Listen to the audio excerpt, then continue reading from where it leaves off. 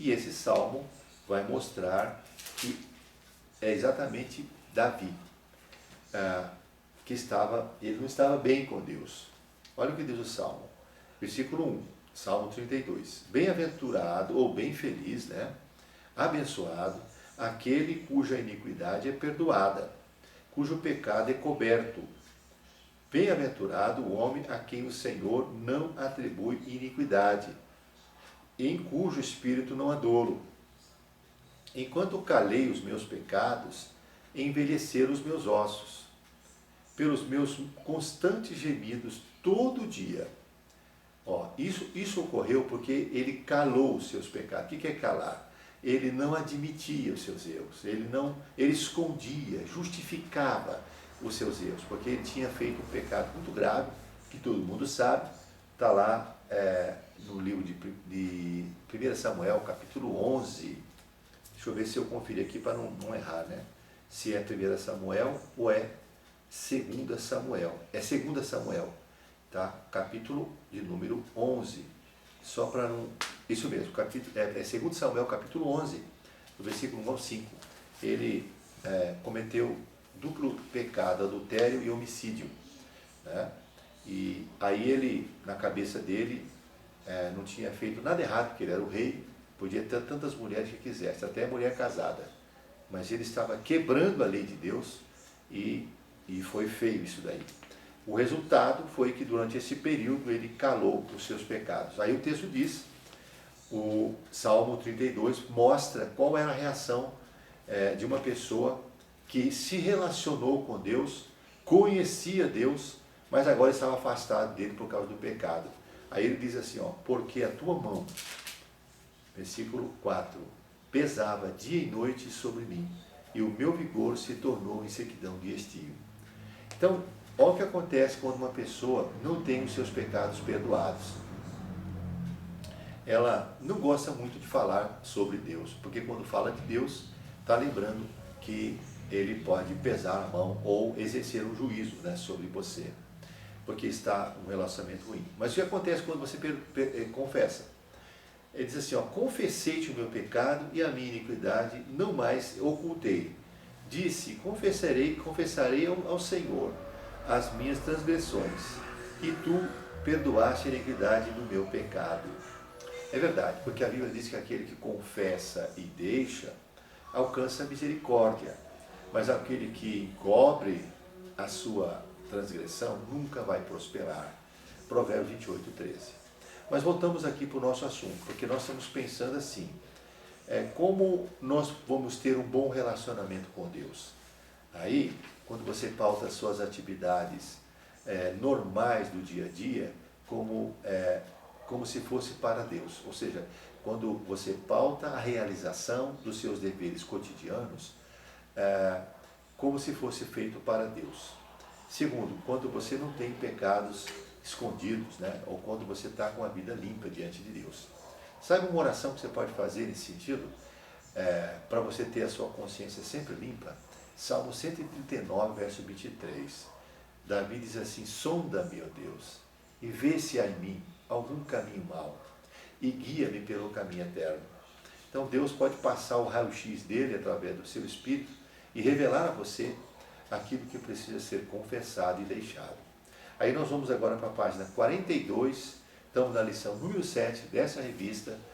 Hoje estamos na aula de número 7, na lição 7 da revista de Filipenses. Tá certo? E vamos aqui para o item C, da segunda divisão, que fala do Espírito Santo. No Antigo Testamento, os judeus ofereciam uma oferta chamada de oferta de comunhão, para indicar o desejo de possuir um bom relacionamento com Deus. Todas as ofertas nesse intuito deveriam ser acompanhadas por óleo. Está lá em Levítico 7, verso 12. Então nós sabemos que o óleo é um símbolo do Espírito Santo. Portanto, entendemos que a comunhão com Deus depende do nosso bom relacionamento com o Espírito Santo. É verdade, o Espírito de Deus vive em nós e ele trabalha para que nós possamos viver uma vida de santidade. E nós temos que ser sensíveis a ele, ao seu falar, ao seu chamado. O bom relacionamento com Deus não é uma dádiva que granjeamos instantaneamente quando recebemos Jesus Cristo como nosso Senhor e Salvador, mas uma construção feita por nossas atitudes de vida pessoal e devoção dada ao Filho de Deus, por meio da intimidade com o Espírito Santo. Nosso relacionamento com Deus é estabelecido pela graça e por meio da fé. Depois construímos a qualidade dele através de uma vida harmoniosa com a vontade de Deus.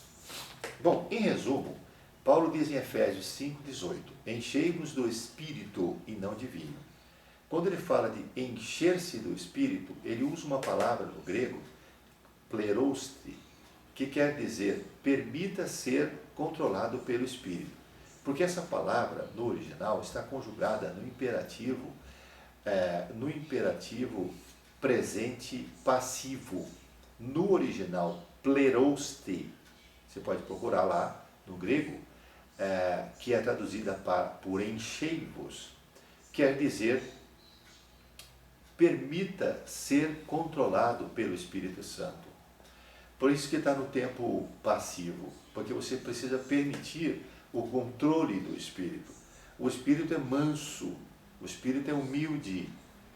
Nenhuma parte da Bíblia você vai ver e a ira do Espírito se acendeu, porque o Espírito Santo é a parte mais branda da Trindade, se é que podemos dizer assim. Então, você pode até resistir ao Espírito, que é um pecado cometido contra ele. Está lá em Atos capítulo 7, versos 51 e 52. Mas não faça isso.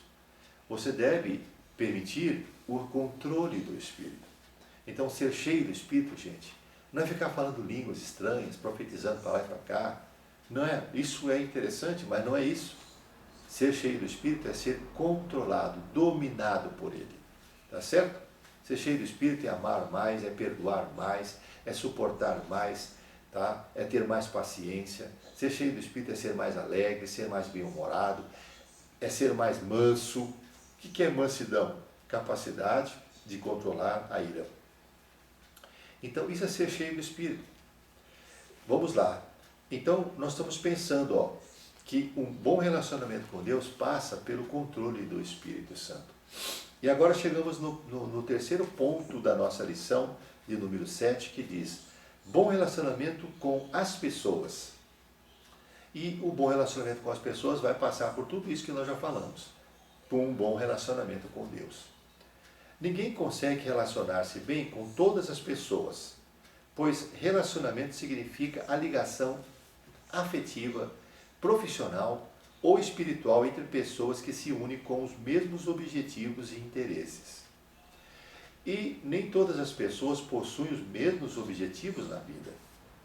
Todavia, é possível estabelecer bons relacionamentos entre as pessoas que possuem os mesmos interesses. Por exemplo, Jesus, por mais que se esforçou, não conseguia desenvolver um bom relacionamento com os principais sacerdotes, escribas e fariseus, porque eles não tinham o mesmo interesse que Jesus.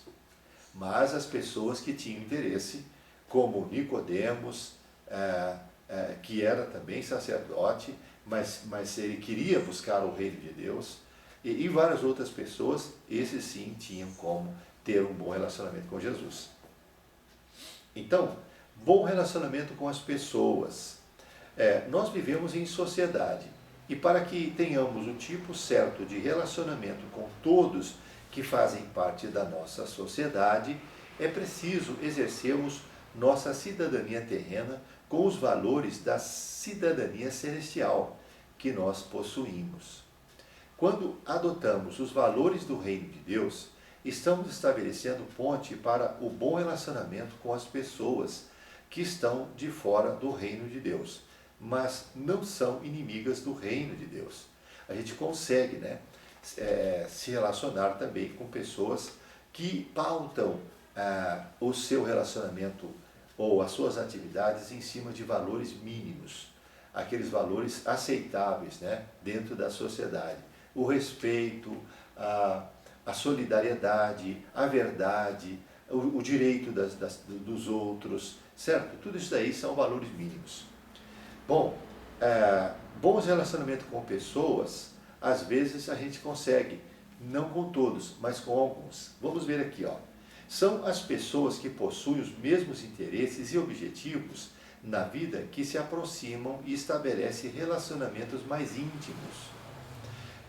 Precisamos descobrir aqueles na igreja que estão interessados em alimentar as afeições e sentimentos baseados no Evangelho, né?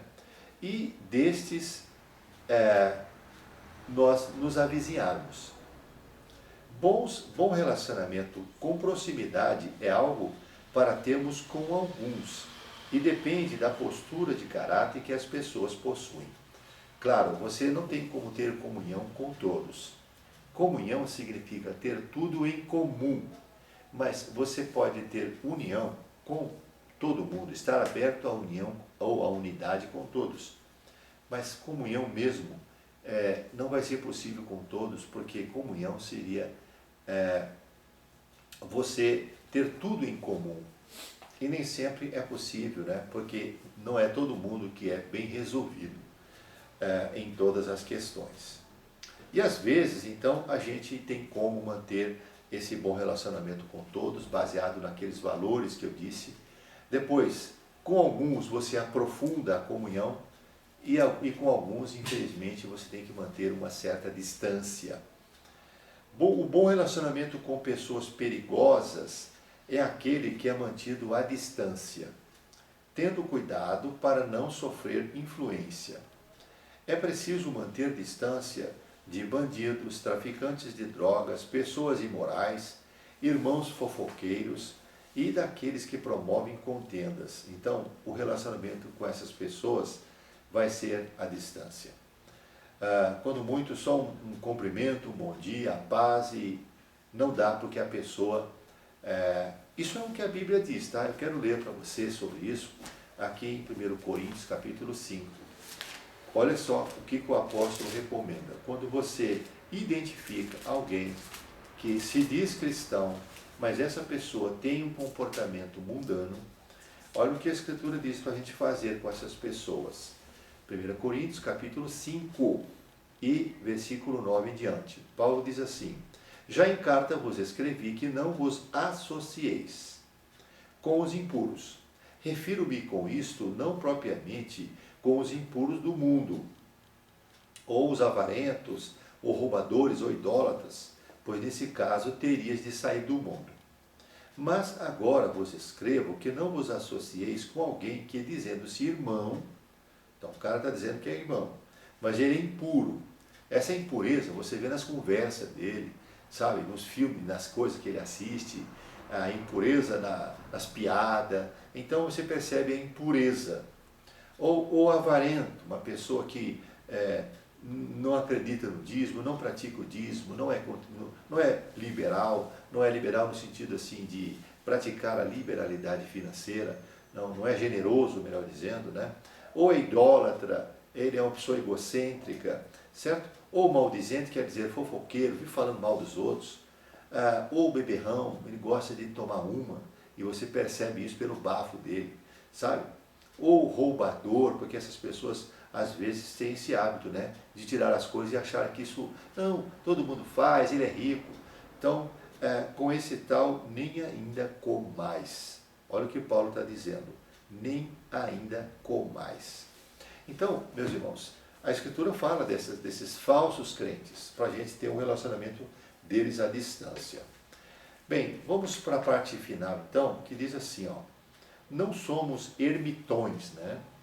Aqueles que ficam isolados. Por isso, precisamos nos aproximar de pessoas para estabelecermos vínculos relacionais que satisfaçam nossas necessidades de fazermos parte de um grupo. A questão é de quem vamos nos aproximar. Aproximemo-nos daqueles que buscam ao Senhor com interesse sincero. Então, dessas pessoas você deve se aproximar, daqueles que vão acrescentar a sua vida, certo? Então, vamos concluir a nossa lição de hoje dizendo assim: o bom relacionamento é saudável, o bom relacionamento é saudável, portanto coopera na construção de coisas importantes. Ele é construtivo e também satisfaz a nossa necessidade de sociabilidade. E com isso, juntamos o útil ao agradável.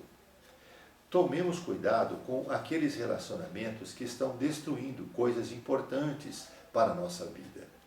Existem relacionamentos que destroem a vida com Deus. Isso é verdade. Isso aqui são más companhias.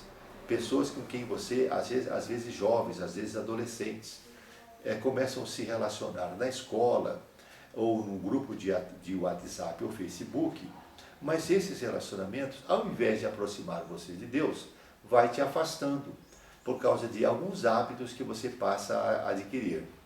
Algumas conversas, algumas filmes, algumas práticas que você começa a fazer que afasta você de Deus. Então, esse não serve para você, viu? Então, destrói a vida com Deus, a vida familiar, o caráter, ou os quais, quando identificados, devem ser imediatamente abandonados. Sabe, uma vez um jovem foi preso porque ele estava num grupo de jovens que estavam usando drogas. Ele não usou drogas, ele nem tinha nenhuma ligação com a maioria daquelas pessoas, mas ele foi preso porque estava no lugar errado, na hora errada, pela razão errada. Você não sabe o trabalho que deu para o pai dele tirar ele da cadeia. Pensa no menino bom, mas desobediente. Se reuniu porque estava junto com pessoas ruins, numa hora inapropriada, num lugar inapropriado, e a polícia chegou, e aí, meu filho, foi preso. Então, gente, quando você identifica pessoas ruins, não ande com essas pessoas. O bom relacionamento sempre é construtivo. Então, prestigie os relacionamentos que te ajudam a construir uma vida espiritual significativa. Uma família bem estruturada, um caráter sólido. Caráter quer dizer um comportamento saudável, um comportamento sólido. Certo? Então, nós chegamos ao final da nossa live, ou melhor, da nossa aula de hoje, né? Você que está assistindo, hoje foi a lição número 7 da revista de Filipenses. Muito interessante. Recapitulando, ela fala que a maturidade produz bons relacionamentos. Mas a maturidade passa primeiro pelo bom relacionamento com Deus. E esse bom relacionamento significa um relacionamento limpo, sem pecado escondido, sabe? Um relacionamento que você aprende a descansar em Deus, a curar suas feridas, a buscar em Deus satisfação, alegria, certo? E você que é uma pessoa sarada, então tem como estabelecer relacionamentos bons com outras pessoas. Tá certo? Deus abençoe vocês. Na próxima semana, se assim Deus permitir, estaremos de volta para a lição número 8. A maturidade produz servos consagrados. Vamos orar ao Senhor? Então ora assim comigo. Senhor Deus, eu desejo ter um caráter, uma emoção, uma alma curada. Ajuda-me, Espírito Santo, a localizar aquelas feridas que precisam ser tratadas, aquelas coisas mal resolvidas que me afastam de outras pessoas. Ajuda-me a aprender a descansar em Deus. Ajuda-me a ser sensível ao pecado e a confessar imediatamente meus erros para Deus em atitude de arrependimento. Espírito Santo, controla a minha vida, minhas emoções, meu sentimento, minha razão, controla meu comportamento. Espírito Santo, constrói em mim um comportamento semelhante ao de Jesus. Controla a minha vida. Eu te peço a Deus, em nome de Jesus, e ajuda-me a identificar relacionamentos prejudiciais e a evitá-los. E a construir relacionamentos bons com pessoas boas, melhores do que eu. Em nome de Jesus, eu te peço nesse momento. Amém. Deus abençoe e até a próxima, se Deus quiser.